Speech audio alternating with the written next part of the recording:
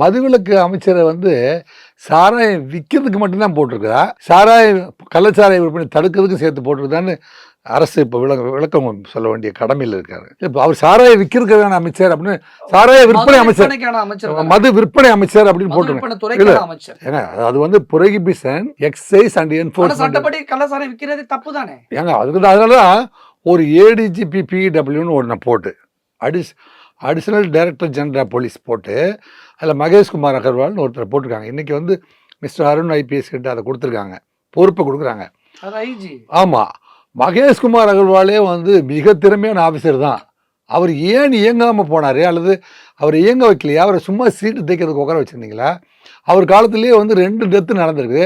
அவர்கிட்ட நான் வந்து பூக்கடையில் ஒர்க் பண்ணும்போதெல்லாம் வந்து சிங்கத்தை போல ஒர்க் பண்ணவர். அவர் வந்து இன்னும் மகேஷ்குமார் அகர்வாலுடைய பேக்ரவுண்டெல்லாம் கேட்டிங்கன்னா ஹரியானாவுடைய மினிஸ்ட்ரியவே கண்ட்ரோல் பண்ணக்கூடிய பவர் படைத்தவர்.